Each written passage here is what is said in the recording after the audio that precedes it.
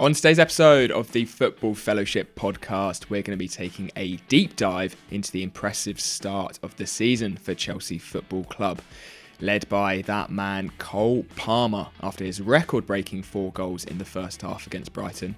It's all looking bright for the boys in blue, but how have you found their start of the season so far, Mev? I'll be honest, I've been quietly impressed. I know there's a lot of talk about Chelsea and in particular Cole Palmer at the moment, especially on the back of the transfer window, which a lot of us from the outside were looking in and going, this is a shambles, this is scattergun, it's surely not going to work, is it? And maybe the best thing that happened to Chelsea so far this season was the fact that the transfer window shut and everyone's forced to focus on the football. And now when you're looking at it, if you think about the performances they've had, even the defeat to Manchester City in the opening day of the season, where I did think to myself, do you know what? They actually did look alright, and there were some very easy fixes which Maresca has taken it upon himself and has done it very quickly.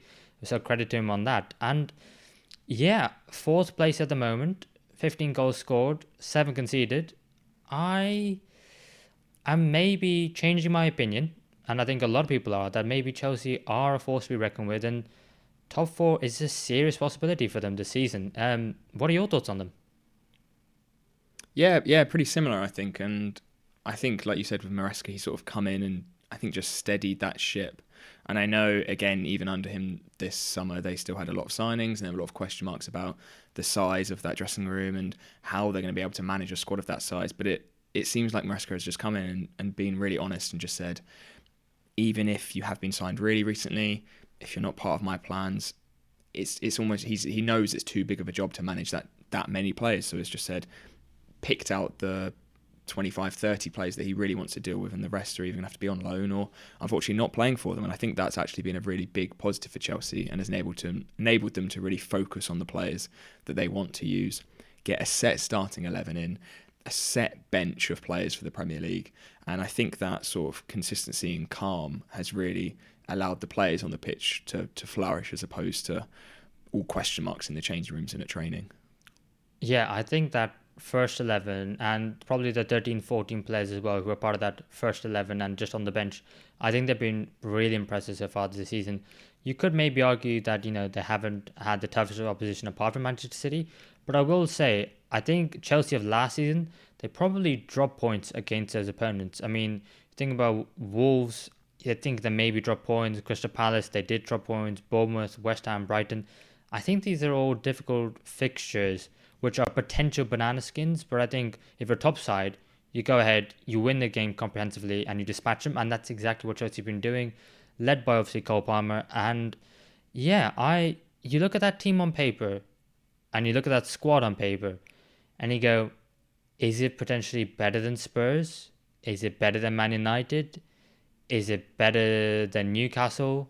And the answer is probably yes. I think just the fact that we haven't seen a coherent Chelsea with a singular vision and we know how they're going to go about it. But the fact that they've only lost 2 of the last 21 Premier League games, if you include last season as well, under Mauricio Pochettino, and those 2 were Manchester City and Arsenal, I am a little bit worried, I'll be honest, as a rival fan of Chelsea, because I think on that day they could beat absolutely anyone. But do you want to take away by talking about Cole Palmer, because he undoubtedly has been Chelsea's key man last season and so far this season as well?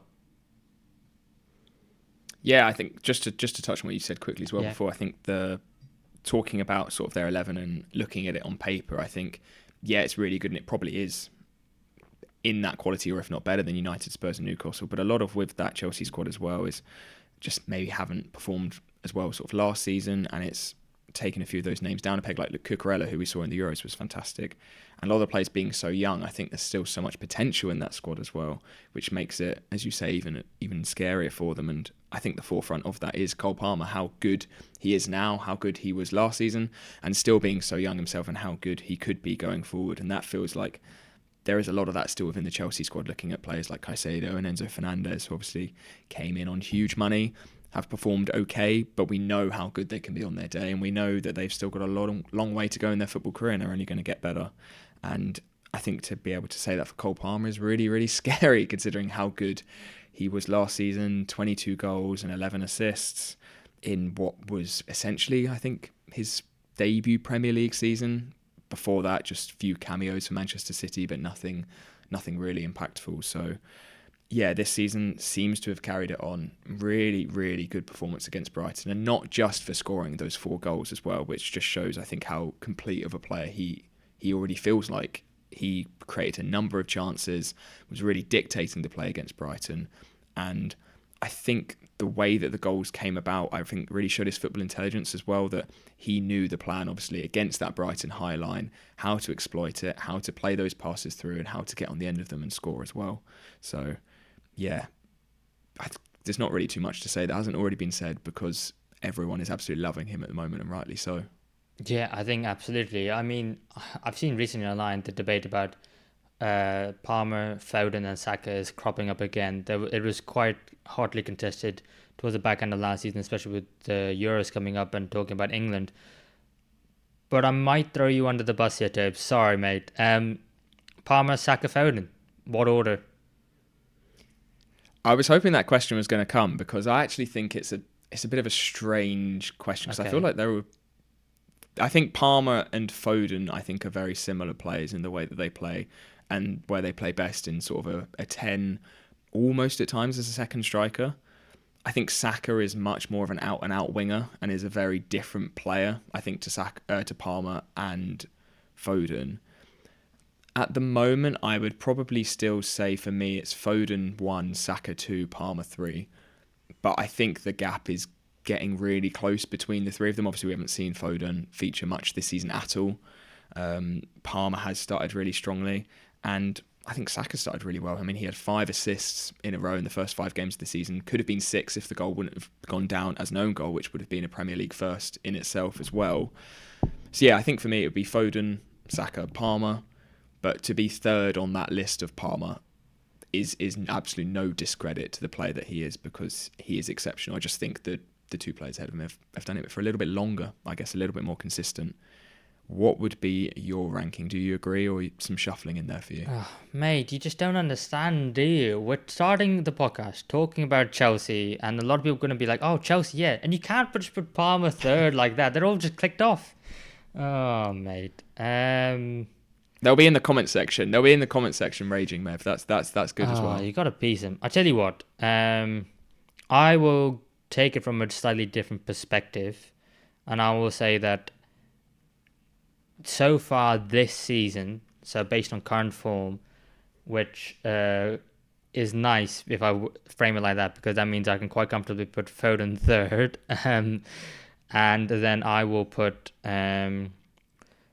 Based on this season, I will put Cole Palmer first, and I'll put Saka second. And Chelsea fans, if you're watching and listening, then, give this video a like and subscribe to the channel, because, I clearly know what I'm talking about and Toby doesn't. But let's move the topic on just a little bit further, and not about Cole Palmer himself, because we all know how amazing he is. I want to talk about Enzo Maresca, because how much credit can he take for Chelsea's form so far this season? When you think about, like I said earlier, they have only lost 2 games of the last 21 in the Premier League, including last season as well, under Pochettino.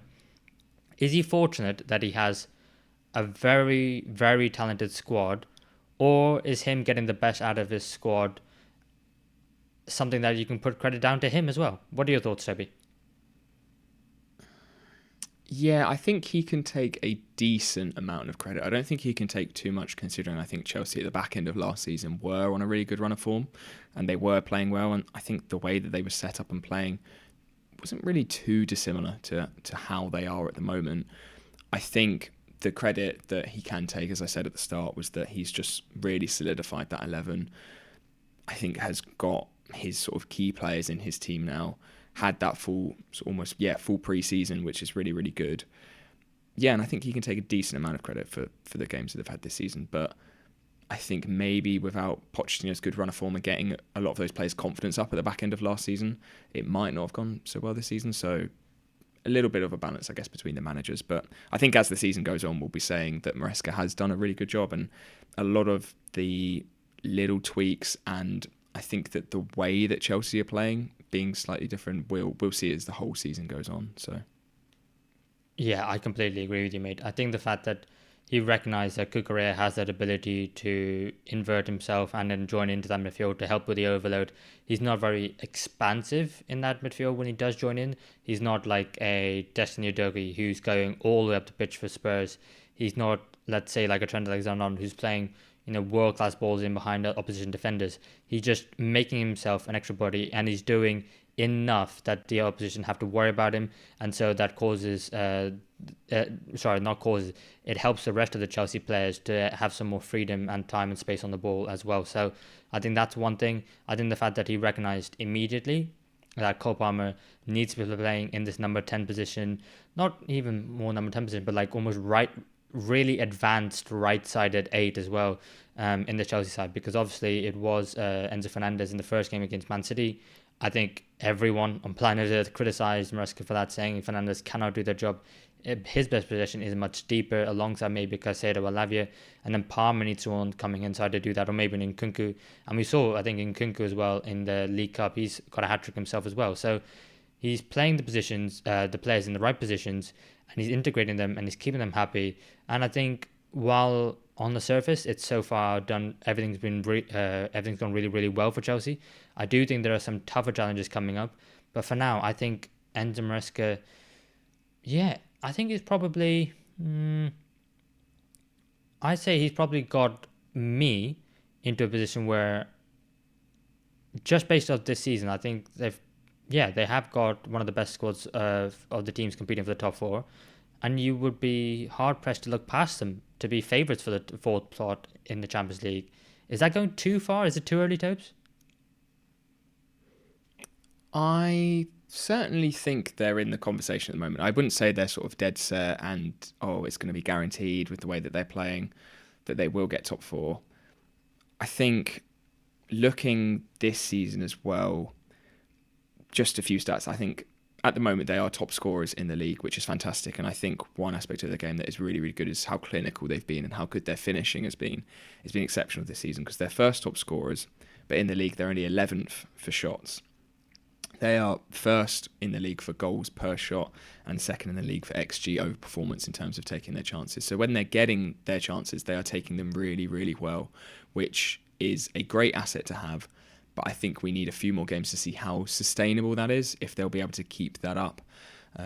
If they have any games where they're sort of struggling to create chances, struggling to create a number of chances, like I think we saw in the Bournemouth game, was one potential big question mark away from home. I know they were able to get 3 points in that game, but I think on another day they struggle, maybe take away none or only 1 point. So yeah, still a few question marks I think there, which we can touch on, but I think maybe compared to the expectations that we had over the summer, they are looking much, much better than we thought. And at the moment, whilst they're riding high on confidence, that's a really, really good thing to have, especially at the start of the season. So if they can get a good run together, definitely. How do you make it, especially compared to maybe expectations you had over the summer? Yeah, I mean, compared to expectations I had over the summer, I think they've already far exceeded that. And what I would probably say is I'll probably be on the side of caution a little bit, because I think what we saw with Spurs last season, the first 10 games, they won 8. They were absolutely phenomenal. People talking about Spurs maybe potentially putting a title shot in. That didn't work out and it kind of fell off. I think while Chelsea are in great vein of form, I think if you're a Chelsea fan, be happy, be positive about it. But I do think that maybe the defence is an area where it's not as strong as I would personally like it to be. If you think about, maybe prior to the game on the weekend, how few goals Arsenal conceded.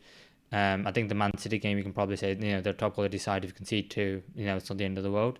I think you think about the amount of goals Liverpool have not conceded so far this season. You think maybe Nottingham Forest and Wolves being the only 2 goals that they have. And I just think that maybe they don't dominate teams as well as someone like Man City do. So I would say that, there's still a few question marks and time will tell. They've still got to play everyone and they'll have to play everyone twice. I just think that, the defence, I'll be honest, I hate going on about it over and over again, but I just don't think that Robert Sanchez is good enough to be Chelsea goalkeeper. I mean, if you saw his 2 mistakes for the 2 goals for Brighton on the weekend, they were really, really bad. They were really poor. And if he starts both of them, and I don't think that Brighton score if it wasn't for him. I mean, the first one, there is no need for him to come that far out of his goal to try and collect it. Yeah, maybe you could say, yes, he's being positive, he's trying to be proactive, but I think in that situation, I think your defenders have got it completely under control. The ball's in the air. No player in the history of football ever from that angle is going to head that ball with enough power at the height the ball is, the angle the ball is, and the amount of power they would need to get it to beat the goalkeeper. It's not happening. And then the second Brighton goal is the pass. I think we've seen that even when he was himself at Brighton, that he wasn't good enough with the ball at his feet, and that's why Roberto De Zerbi didn't want him anymore. He preferred Jason Steele, and so yeah, I think the goalkeeper is one massive area where Chelsea didn't address in the summer. I think yes, they brought in Jorgensen from Villarreal, but if he's not good enough to replace Robert Sanchez immediately, then I'm not sure he's going to be good enough. So yeah, that's one area where I'm not really convinced. Yeah, I think that's a really good point, and I think a few of these points that we've made in terms of that maybe they're not creating a huge sort of volume of chances. They're taking them well when they're getting them. Still some sort of chaos, it feels like, at the back, and I think ultimately that sort of summarises where Chelsea may be lacking and could fix a few of their issues, is that lack of control in games. Sometimes it feels like I think they're still a little bit reliant on really quick moves, really, really quick football and counter-attacks, which I think certainly isn't a bad thing in terms of the rebuild that Chelsea are going in at the moment. It makes them really exciting. It's getting the fans back on side. It's getting the players confident really high when they are scoring those quick moves and those counter-attacks, and they look so good. But I think the next few steps going as the season goes on is for Chelsea to get a little bit more control on games, get a little bit higher possession higher up the pitch where it really matters. Really keep that ball sort of in and around the 18-yard box, and I think in turn that's going to help take a little bit of pressure off their defence where there might be a few question marks still at the moment.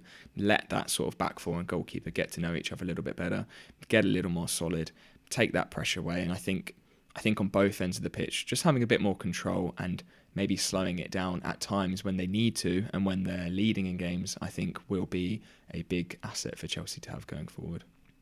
Yeah, and I think that will come with time as well, because when you look at the average age of some of the Chelsea squad and the first 11 that goes out on the team sheet, as well as some of the players individually, they are still like a very young side. And we're talking about Cole Palmer being the talisman and the most important player, but he himself is, very early 20s, like you said at the beginning. It's only like probably second Premier League season, so he's one where I think they're all going to grow and improve and get better together.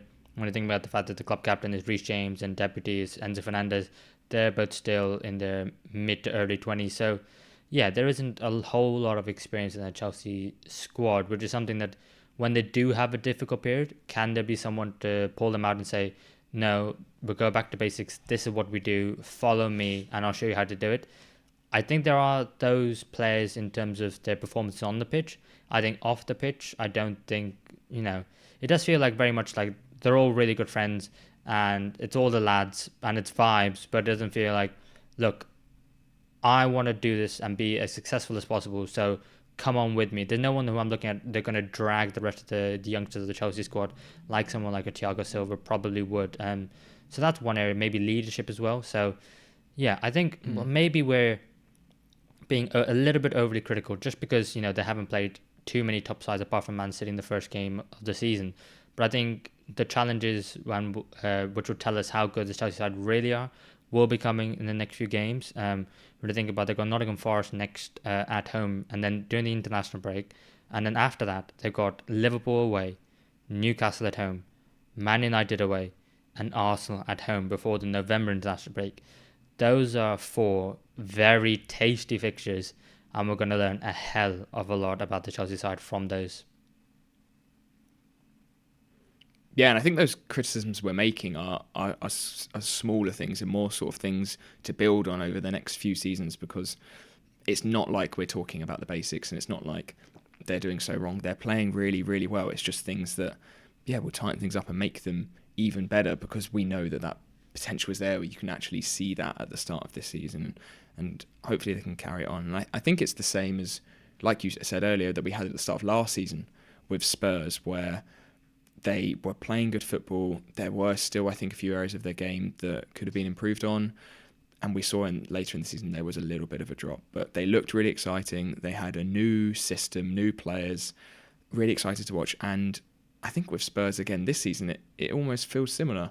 And there is still, same with Chelsea, that positive feeling, I think, at the start of this season, especially with that 3-0 win against United over the weekend.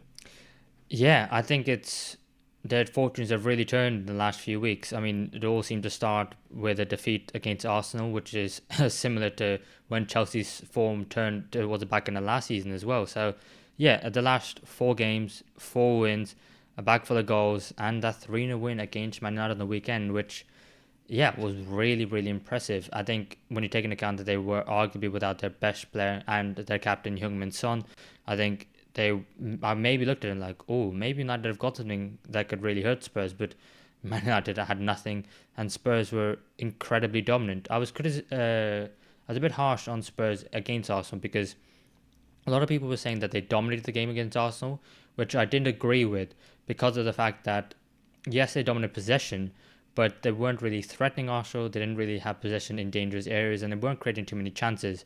Whereas in this game against Man United, yes, they also had more possession than they did, but they created a hell of a lot of chances. They had so many shots. They could have maybe had a couple more goals had it not been for a couple of great saves from Andre Onana. And I thought that, wow, Spurs putting in a performance like this away from home against Man United, I just thought, yeah, they looked like such a good side. And it's all happened so quickly, and the narrative has completely changed.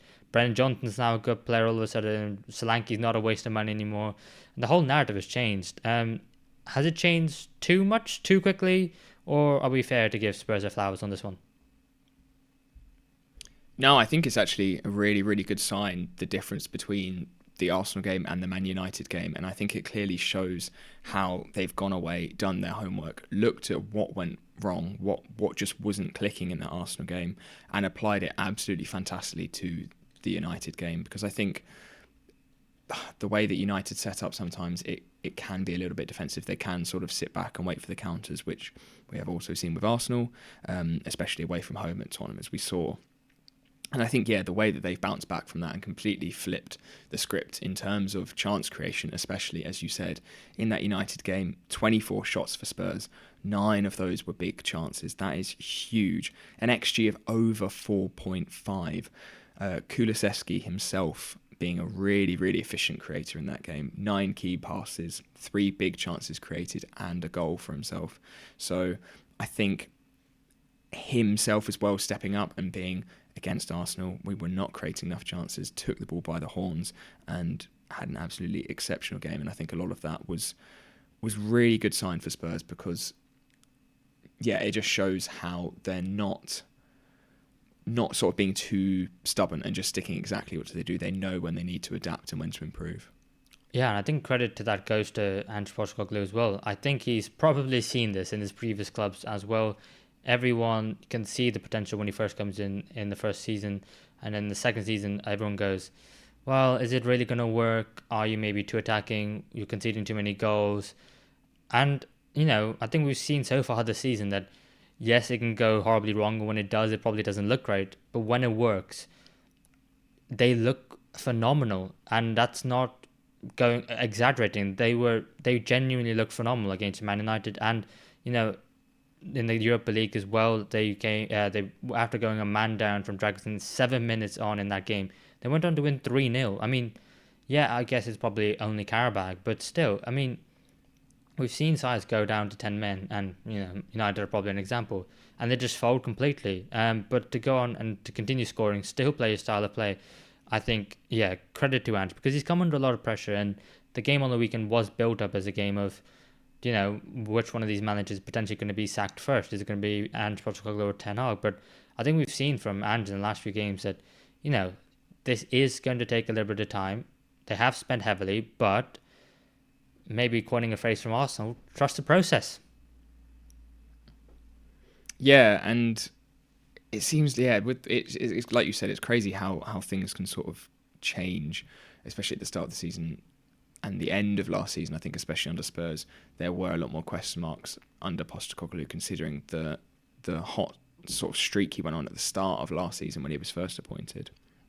Yeah, I think you've got to give the manager's time, and obviously it's still really early in this season, but it does feel like there are positive changes, I think, from last season. It feels like Spurs are now going and playing more in a 4-3-3 as opposed to a 4-2-3-1 that we saw last season with Basuma and Sarr sitting as a double pivot. I think Postecoglou has realised the players that he has and the way that they play, it doesn't really need a double pivot. I don't think Spurs are pressing as highly as they were this season. They're having those creative players on the edge of the box when they're keeping possession high. But when they're losing it, it doesn't feel like there's some sort of crazy high press to try and keep that ball. I think they've now realised how good at recovery defending Van de Ven and Romero actually are. Like last season, we knew they were good. Whereas I think the start of this season, we know now that they are exceptional and that Postecoglou can just trust them to do that if any teams are countering against Spurs. And there's just no need to sort of break up those counter-attacks earlier via the press or via a double pivot. Postecoglou can now put in more creative players to create some better chances for them and just have Van de Ven and Romero be those defenders to stop any potential counters. And we saw this in the United game. United were breaking in sort of the defensive and mid-third pretty well. I think at times they got the ball out of their box and out of their defence pretty well. But as soon as we saw that creeping towards the attacking third, that is where the counter-attacks were stopped by Van de Ven and Romero. And I think seeing those tactical tweaks by Postecoglou to fix issues maybe that we saw last season is really positive, and I think shows that he needs a little bit more time in this rebuild. And like you said with Arteta, the same sort of thing where even when we weren't playing well, give the manager a bit of time to sort of rectify those errors in games where they were going wrong.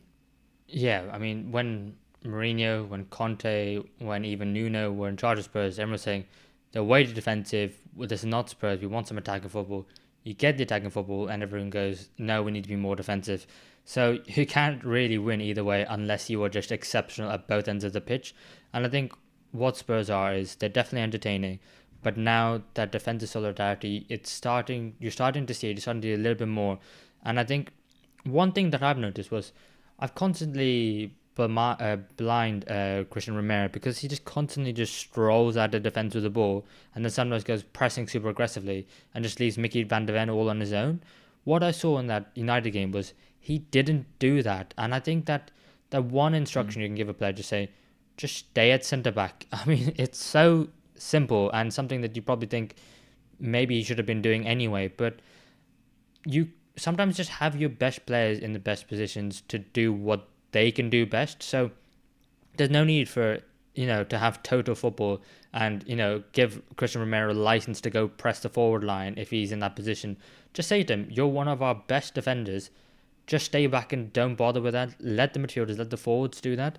And I think we've started to see less movement across the pitch, both forward and back and side to side. And we're now seeing players stick to more of a structured position in the game, which is something which Ange first came in, players were all over the place. And I think that shows that, he is learning, he is adapting, and it's probably more nuanced. And if you don't watch every single game of every single team, it's very hard to pick up on those things. But it's just one where it constantly annoyed me as a defender. I'm like, what are you doing? Get in position. And it's something that he's changed. And I think it's something that they've had a chat about and said, do you know what? Just stay back in defence. It's absolutely fine. And let everyone else do what they do best. And yeah, I think I am seeing a lot of improvement from the Spurs side. And one player in particular who, after the Arsenal game, got a lot of abuse on social media. And obviously, it went over the top. And that was Brennan Johnson, someone who Spurs signed for a lot of money. There was a lot of competition for a signature from the likes of Brentford as well. He decided to join Spurs. And he's shown flashes, some very promising flashes, but it hasn't quite worked out for him. But in the last 4 games since the Arsenal won, 4 goals. And I think he's really showing us that he can be a phenomenal player and you just need to give him a little bit more time.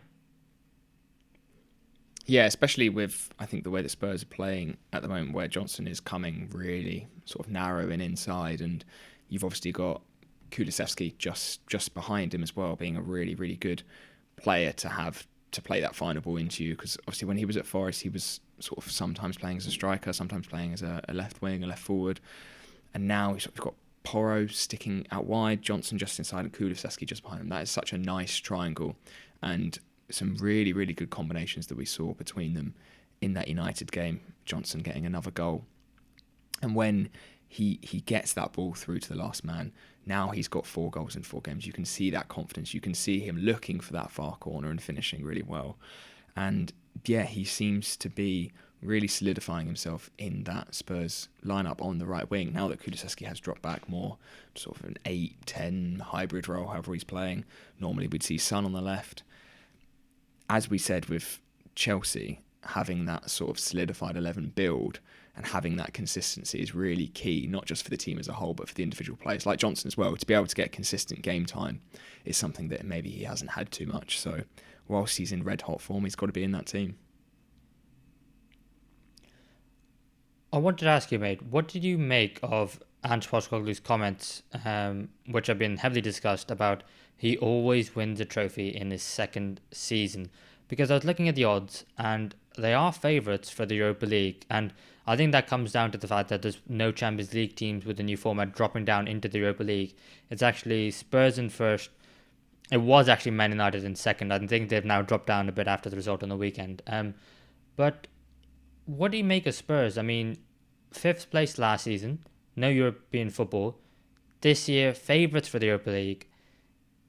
What do they go for? Is it the Europa League, potentially a trophy, or do they go, hang on a minute, we've got a chance in the league, despite the fact that, they haven't had the best of starts? Where do you think their priorities should lie, or is it too early to tell and should just focus on all fronts? Yeah, I think at the moment they do have to focus on all in the Europa League and in the league. I guess if it comes down to it, I think... I don't know. Does 4th place and quarterfinals of the Europa League feel like enough, or would you rather have... I think as a fan and as the club, you'd rather have 6th, 7th place and at least get to the final of the Europa League and have that chance to win it and go through. And I think it feels like Spurs could do with winning a trophy, and I think the Europa League would be a really, really big one to win. Obviously, it gets them into the Champions League next season as well. They've got a decent enough squad, Spurs, I think, to go for both for a large portion of the season. And I don't think, hopefully, it won't have to come down to them, as they'll have to sort of pick which one to prioritise. But I think if I was a Spurs fan, I'd obviously want to win the Europa League, and then not too fussed about the league position, I think, if you win that. But that's the question, because it can all come down to that final, and then you lose it, and it feels like the whole season's been a loss. So yeah, I think at the moment, though, they can just focus on everything, really. They've got enough of a decent squad at the moment. What would you say if you were a Spurs fan? What would you rather gamble on, I guess?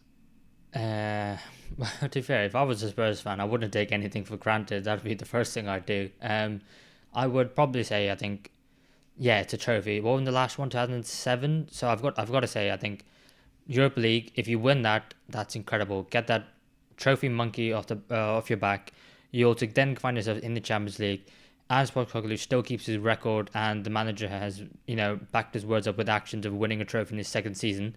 And I think everyone for a really long time will just get off Spurs' back and get off Ange Postecoglou's back as well, which might give him the much needed time to maybe turn the Spurs side into something special, maybe like we saw under Mauricio Pochettino, competing for the league and the Champions League.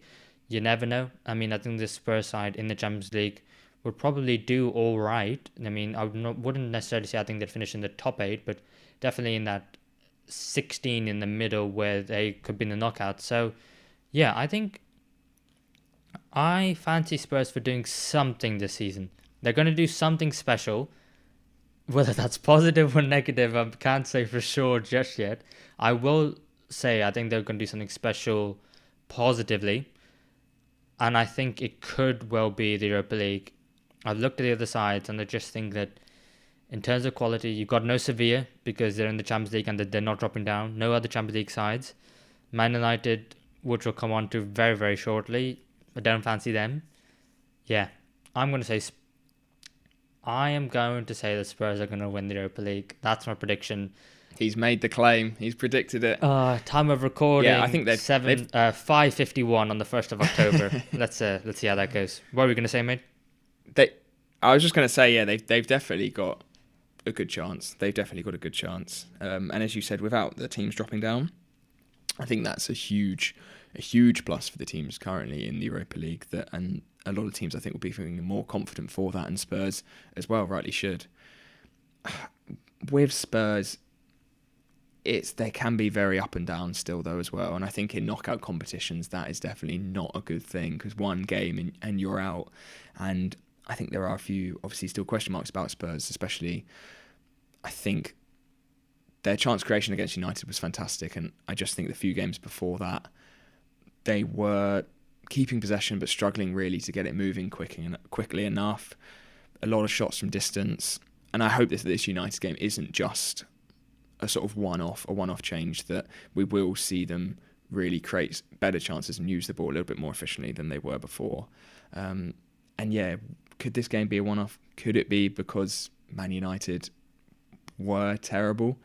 How much of that game was Spurs being excellent and United being pretty poor? Oh, God. I struggle with Man United because of the fact that it's hard to say things that haven't already been said. It's just beating a dead horse time and time again. And if you're a United fan, you don't want this. But as a rival fan, as a Liverpool fan, I somehow, because of how bad you are, actually have sympathy for you. Not in terms of the players, not in terms of the manager, but the fans themselves. The garbage they have to go through and watch through, where the players don't even give 100%. And it doesn't matter who's the manager, who's in the dugout, whether you like him or you don't, whether you want him in or you don't. You go out there and you give 100%. I think any of us would kill to be in that position. And to see a lack of fight, hunger, determination, I think is really poor. And I think Man United being in 13th place is exactly where they need to be at this point in the season, because that's where they deserve to be. 2 wins, 1 draw, 3 losses, and it doesn't get any easier with Porto away in the Europa League and then Aston Villa away in the Premier League, which they did go to Aston Villa and beat them last season with a Scott McTominay winner, but he's not there anymore to bail you out. So what are they going to do? What are they going to change? They're potentially lost in time at field with Bruno suspended in the Premier League. You got Mason Mount who came off with a head injury. Kobe Mino looked like he picked up a muscle injury. It's not good. It's not good. Have you got anything positive to say, mate? Or is it just the same? Pretty much the same. It feels like we've been saying the same stuff for the last few seasons, and especially, like you said, to do with like the passion and the drive for the players is just not there at all, and it still feels like it hasn't been there for a while, and I'm not sure what changes would even bring that back. It just feels like you need a hard reset on Man United. Just complete. It's not even clearing out the squad, because it's not the players' quality. It's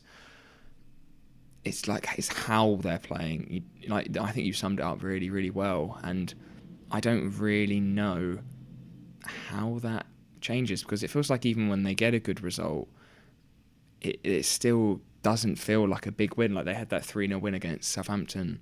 I can't remember if that was last week or a few weeks ago, and it didn't feel like how it might feel for other clubs, where they get that win and they think, oh, okay, we've got that now. Let's build on that. Let's get the confidence back. It was more like, oh, it was Southampton. Should have won that anyway. Doesn't matter. We're still crap, basically. And it feels like that's just carried over. It didn't do anything. And even with that Spurs game, it took till about the 80th minute for them to really do anything. And at that point, it felt like there was a little bit of drive, but what difference does that make when it's that late on? And they need to be up for these games right at the start, and it just doesn't feel like it's there. And I don't know why, because it's not, like you said, it's not just the players. It feels like it on the sidelines as well. It feels like it in the crowd at the stadium, and I have no idea what would change or fix it. It's all the talk about Ten Hag going, but I don't really know if that would do much, to be honest. Yeah, well, I tell you what, if that was Liverpool, and Liverpool haven't been amazing in recent weeks, if I'm being honest. I mean, Bournemouth created a hell of a lot of chances against us at home, despite the fact that we won 3-0. Wolves was a much trickier game than it probably should have been away from home. But because it's Liverpool, and let's say if it's Arsenal drawing 1-1 with Brighton at home, drawing against Man City, having a lot of injuries, I think because these teams and players have credit in the bank and you know how good they are and you know that eventually they will turn up when it matters most.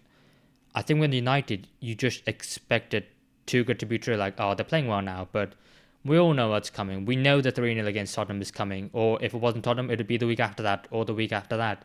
And I think that's what's the most demoralising because when you do win and you do win well, you can't even be completely satisfied because you know that these players are just going to down tools 1 week. And yeah, I think all of the players need to go. 75% of the playing squad needs to Yeah. go.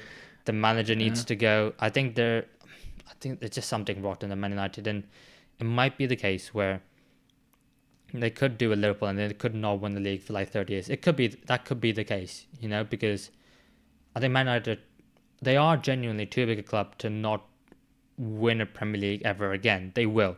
In our lifetimes, Man United will win a Premier League again. But the thing is, I'm not saying soon. I'm saying in our lifetimes. Touch wood, we could be alive for another 50, 60, 70 years. So that could be a What's whole the bolder generation. prediction? Man United win a title in the next 50 years, or Spurs win the Europa League this season. It's two crazy shouts. I know. But genuinely, I don't know what to do to fix it. I mean, obviously you mentioned him briefly, but Ten Hag, in or out? What are your thoughts? Because I don't think he should have been given a new contract anyway. I made my thoughts clear, but I am, who do they bring in? But if it matters, I'm Ten Hag out. What are you? I don't think he's a bad manager at all, and I think when he came in, I thought maybe he'd be the right sort of manager, that he would bring quite a positive, quick, free-flowing style of play like we saw at Ajax.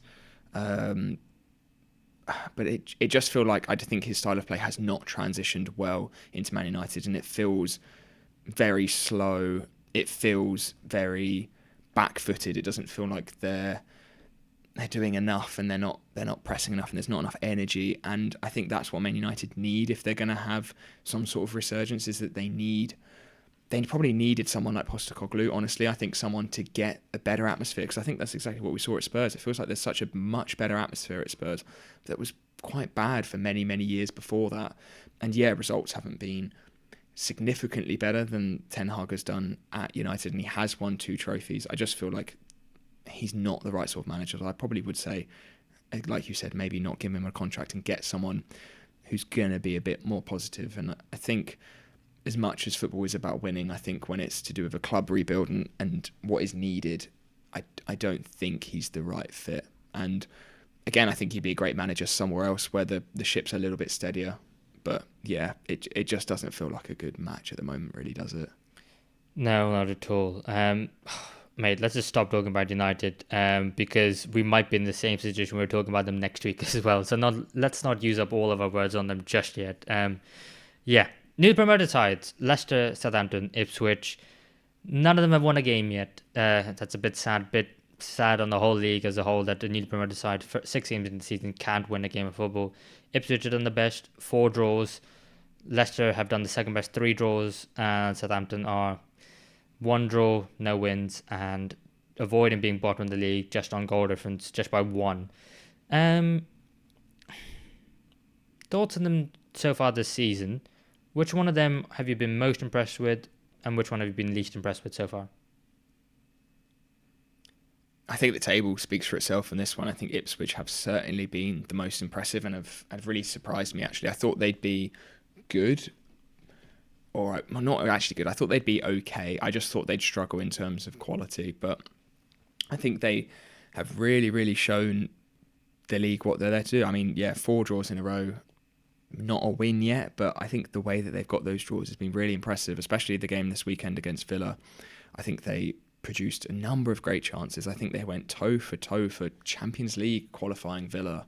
Delap had a really, really good game, as did Jack Clark, looked really sharp. And yeah, I think just showed they've got that fight, they've got that good attacking output. And then in another draw, 0-0 against Brighton, they really restricted Brighton and really restricted them to long shots, stopped them creating much. And I think if they can combine that defensive performance we saw against Brighton with the sort of exciting attacking performance we saw against Villa, then they're out of those three, they've definitely got the best chance of staying up for me. Yeah. And then most disappointing is unfortunately Southampton. Good possession, seem to be playing okay, but just not doing enough with it, not creating anywhere near enough chances. Only scored 3 goals this season, and they have recently changed in their last night against Bournemouth to a 4-2-3-1. Little change of system early on, which I think is probably a good thing, knowing that it's not working. Still, unfortunately, not able to pick up any points there. But yeah, I think a lot of work to do at Southampton. How would you rank the newly promoted side so far, and what do you think of Leicester? Yeah, I would put them exactly how you have there. I think Ipswich, I probably rank their chances maybe 50-50 at best of staying up in the Premier League, but I think 50% is still better than Leicester's and Southampton's. Southampton, I think that Russell Martin is a dead man walking. I think he's got Arsenal away on the weekend, then international break. I think they'll change manager then, because I think I was doing a lot of research before the season about what it takes from a stats perspective for a newly promoted side to stay in the league. And I might have said this before, but in case I haven't, I want to say it again. In the Premier League, it genuinely equates to 1 goal equals roughly 1.1 points. So if you score 38 goals, you'll roughly get about 40 points, and that should be enough to keep you in the league. Southampton are not scoring 38 goals this season. They've only scored 3 from 6 games, conceded 12, and so even if they were to bump up the scoring numbers a bit, I still think they concede too many. And for me, yeah, something needs to change. I mean, yes, I like the fact that they've changed system. They've also changed personnel. Russell Martin is clearly trying to find something, but I just don't think the squad is good enough. I don't think that, yeah, they don't have enough goals in there. And I think Ben Britton Diaz was a good signing. I think that Cameron Archer is a good player, but it's not what they needed. And so, yeah, I think Southampton, I had the bottom at the start of the season. Nothing has changed my mind on that. And I think, yeah, Russell Martin will be the first manager to be sacked, and he'll also be gone during the October international break. Making a lot of predictions this week. Leicester, I think it's been so-so, really. They've scored the most out of the new permanent sides with 8. They conceded 12, same as Southampton, but only 2 better than Ipswich. I do think, though, that, again, I think Leicester have the most... do they have the most goals? No, I think actually Ipswich have the most goals in their team, but I think Leicester have gone about it the best in terms of the attacking. I don't think their defence is great, but I don't think any of the improvement sides are great. I think I'm struggling with Leicester a little bit, and I might need your help here, mate, just because I think Steve Cooper is a decent manager, and I think what do you expect from the Premier League side to be 17 to actually not be in a relegation zone is fine. But I just think that they're missing a spark, and it might be because they've been in the Premier League recently, and because they won the Premier League, so maybe there's less of a newly promoted feel to them.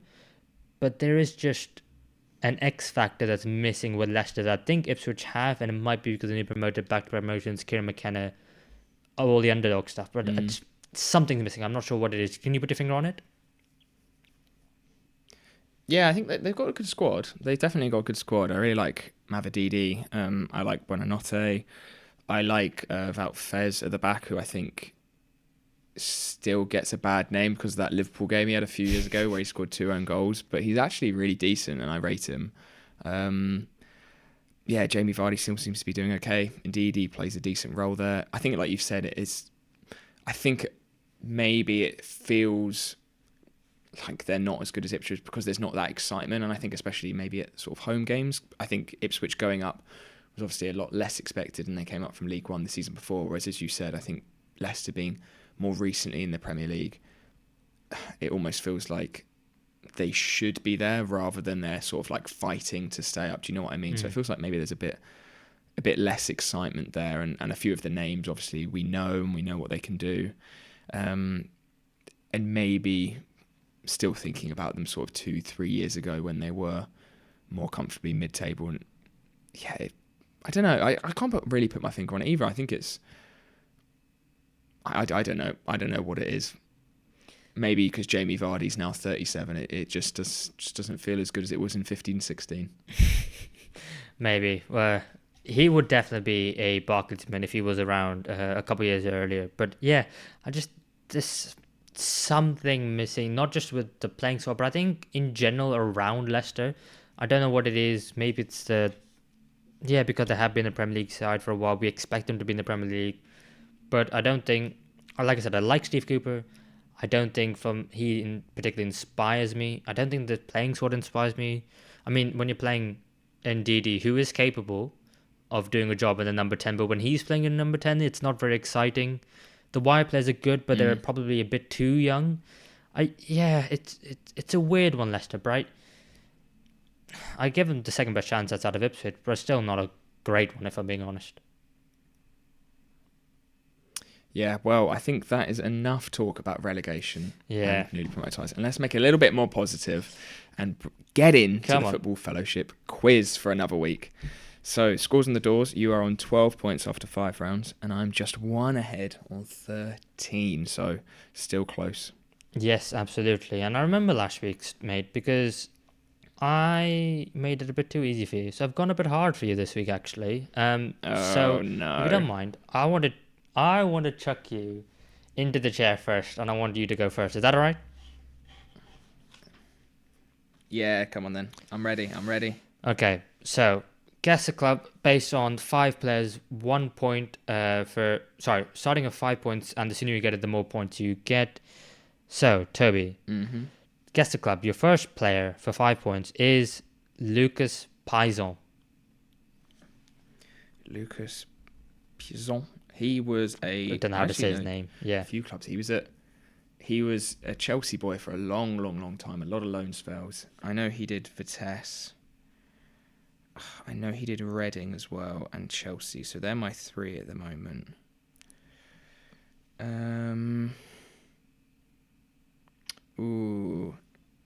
Chelsea feels a little too easy, maybe. Let's go for Reading. Let's throw it out there. It is not Reading. That is your first guess wrong. Your second player for 4 points is Cenk Tosun. Cenk Tosun. Okay. He was at Everton. I don't know if Pearson's ever been there. I don't think he has. Where's Tosun else been at? Obviously, was he Fenerbahce? I'm wearing a Fenerbahce jumper, so I hope so. He was in the Turkish league, or was it Besiktas for Tosun? I think it might have been Besiktas, actually. Pearson could have been there. Could Cenk Tosun have done a weird stint at Chelsea or Vitesse? Maybe. Let's just go for Chelsea. I don't think it is, but no, just because I know Pearson was definitely there. It is not Chelsea, unfortunately. That's your second life gone. So your third player for 3 points is Joselu. Oh, this is a very weird list. So he's done Real Madrid, Newcastle, Stoke. Oh, I don't think Tosun's done either of those. Has Joselu gone somewhere now? I think he has. Oh, I don't know where he's gone though. It could be a Turkish team. Oh, I don't know. Let's go Besiktas. No, it is not Besiktas, unfortunately. Right. Your fourth player for 2 points is Luka Jovic. Luka Jovic. Oh, he's done so many. He's done Real Madrid. He's done Fiorentina. He's done Frankfurt. He's done a load of other clubs as well. Has Tosun ever done Frankfurt? Maybe. I'm now torn between Madrid and Frankfurt. I don't think Pearson would have done Madrid or Tosun. Eintracht Frankfurt. I can imagine Tosun in a Frankfurt shirt. Let's go for Frankfurt. And he's got it. Yeah, nice. Mate, I'll take that. When you were like, I don't think Pearson's ever done Real Madrid, and I was like, I'm pretty sure Tosin's never done Real Madrid, mate. Yeah. But yeah, you did it. Lucas Pizarro was on loan from Chelsea in 14-15. St. Tosin started his career there. He was there in the youth academy from 97 to 2008. Okay. And yeah, made his way from the second team to the first team before leaving and joining Turkey, which is where a lot of people would recognize his career from. Hossley was there in 13-14 on loan from Hoffenheim. Luka Jovic was obviously never there permanently, on loan from Benfica from between 17 to 19, and then one season on loan from Real Madrid in 2021. And the last player would have been Evan Ndicka, who was there from 2018 to 2023. Nice. That was a good list. Happy with 2 points there, because that was a tough one, especially those first few players. They got it. Some You got 2 interesting points. names, so I liked that. Yeah, now I'm worried. Are you ready for your list? Yeah, go on, mate. Okay, your first player for 5 points is Paulo Gazzaniga. Paulo Gazzaniga, the Argentine goalkeeper who was at Southampton, who was at Spurs, who I think now is at, I'm going to say Villarreal, but I'm not sure. I think he's in the MLS, maybe. Did he do a stint in Italy? He definitely did a stint in Italy. So I would know Southampton pretty comfortably and Spurs off the back. So I'm going to go for Villarreal.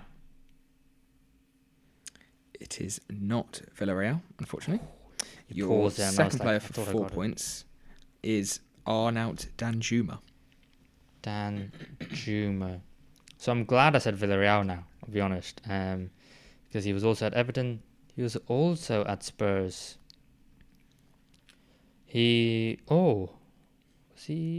Yeah, he's from the Netherlands.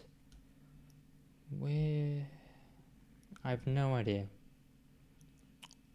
Okay. So it can't be Everton. And it can... No, it can't... Yeah, no, it can't be Everton because Gazaniga was never at Everton. And it can't be Southampton because Dan Juma was never there. So I'm going for Spurs.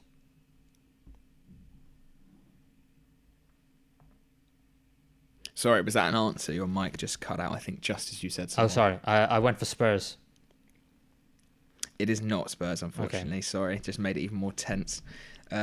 Your third play for 3 points is Donny van der Beek. Donny. Okay. United, not United. Ajax, maybe.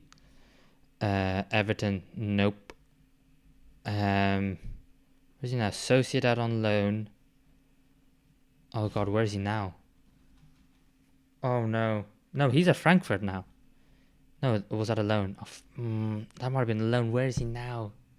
I am going to go... I can't believe I got Danny Van Beek's whole career. I'm going to go for Real Sociedad. It is not Sociedad, unfortunately. Your fourth player for 2 points is Oriol Romeu. Romeu? What? So Southampton, Barcelona, Chelsea? What the hell? What club am I missing in Spain? So because it's not Southampton, because no, definitely not Southampton. It's not Barcelona. Is it Chelsea? No, it's not Chelsea. What club am I missing here? You've got one club missing from those last two players. Oh my That is the link. god. I'm gonna say Ajax.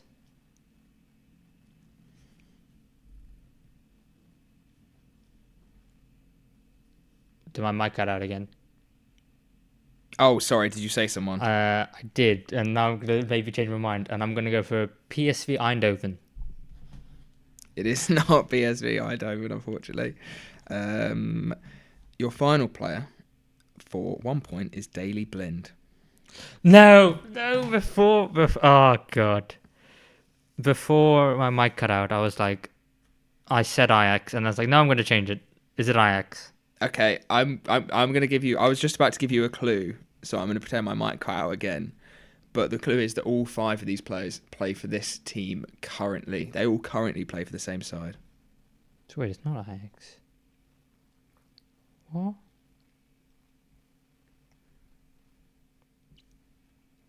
What the hell? Wait. Oh, yeah. Yeah. No, I've got to get 0 points. But is it Girona?